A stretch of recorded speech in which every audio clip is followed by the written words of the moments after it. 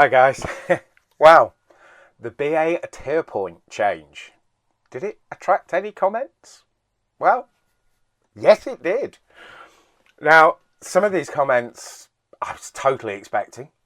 Some surprised me, some amused me, some I thought, what on earth's going on in your mind? And some I wasn't aware of. So I'm just going to deal with a couple of those comments, give my opinion on those comments, and you can also see what other people were saying about the BA tier point change, executive club, now just a club.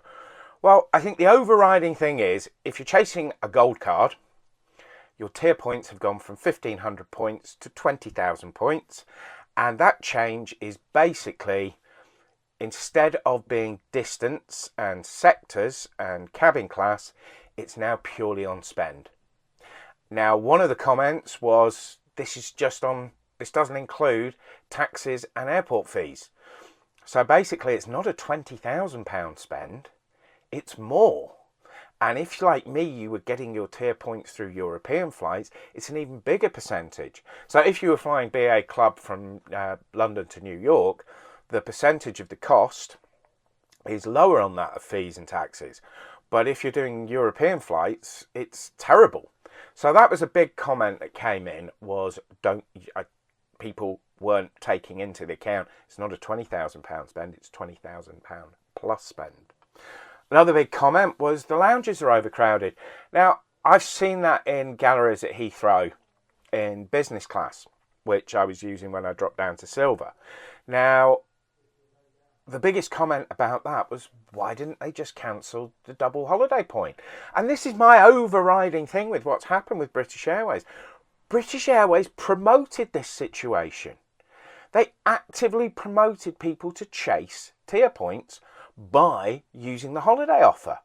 Okay, they didn't necessarily actively promote the 160 tier points and trips to Albania, but they promoted and extended tier point chasing by doing this. Which leads me on to the comment that massively amused me. Tier point chasing is silly. This is a game. It shouldn't be a game. It's purely about travel. And if you can get in a lounge, brilliant. But why people are treating it as a game? Of course, I had lots of other comments of people saying, I will miss the game. I enjoyed the game. To me, I loved the chasing the tier points. And yeah, I certainly will. That leads me on to my favourite comment. Great move by British Airways. It will get rid of the Riff Raff. Well, that's me. I'm Riff Raff. I know my place in life. And apparently now it's not with the British Airways Gold Card. Which means I'm going to be switching. And if you watch my video, I'm switching over to Star Alliance. And a lot of comments were people saying they're switching. A lot of people commented on that Star Alliance video and said that they would be switching also and looking at Star Alliance, and it could be good for them. They have a lot of options, like me flying out of Manchester or from different airports. But also a lot of people saying switching to Qatar. One of the options was the Malaysian One World is a good move. Now, I didn't know about that. I've flown Malaysian, but I've never collected points through Malaysian. And the one comment that really got me, that I'd not thought of, and I wonder if British Airways had thought of, I'm cancelling my British Airways Amex card. Now, I hadn't given that a moment's thought, because I've never had a British Airways Amex card. But if you've only got a British Amex card, purely and simply to get Avios and tier points, and now you can't play the game and get the Avios and tier points, why pay a fee to Amex? So is this not just going to see a lot of people moving from British Airways and moving to other One World partners or to Star Alliance partners? Or is it going to actually see people cancelling their Amex cards? Kind of makes sense. Something that I've not really thought of.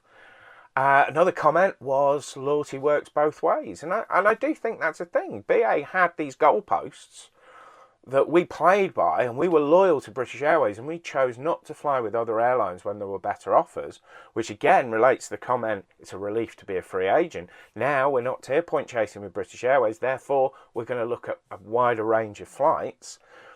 And my line is, British Airways didn't just move the goalposts, they changed the goalposts to a basketball hoop.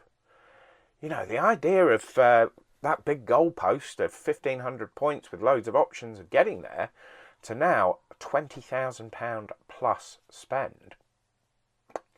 Makes you think, which someone certainly made it think, was that BA is now earning their distrust. Are they going to make any other changes? Do you follow this and then suddenly BA make another drastic change? Who knows? So, and this is the thing that so many people are saying, and lots of comments, no way will I make it. No way will I get to silver. No way, I might get to bronze, but what's the point of getting to bronze? So, yeah, the comments came in thick and fast. I'd love to hear your comments. I'd love to hear your comments on these comments and what you thought. Now, I've answered every comment individually, well, 90% of, but I thought I'd make this video just so you can see what other people were thinking, not just what your perspective, because my perspective is the points chase is over, the game's gone, and as there's no game, I'm going to go out and play the game with Star Alliance. So that's my decision, and I found a lot of information about Star Alliance, so that will be in the next video. So do tune in for that, and let me know what you think about what people have commented. Am I Riff Raff? Will they actually make the lounges quieter? Or, as a lot of people have said, will they be closing the lounges? Because as we all know, the BA initiative, we asked our members what they want. Oh, that's another big comment. Asking members. So many comments, people saying, well, they didn't ask me. I didn't get a survey. No one asked my opinion. And yet BA is saying they asked our opinions. But not one person has come forward and said that they were asked what they wanted and they said they wanted this. Nobody has said that. So if anybody actually filled out that survey that said, I would like the tier point system to change to money.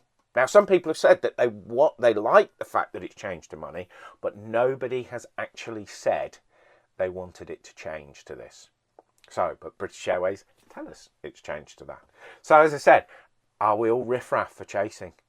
And is it silly to chase tier points? Well, I did reply to that comment that, well, some people collect stamps. Some people go plane spotting. If you check out my other channel, Somebloke Plane Spotting, you'll know I'm definitely in that gang.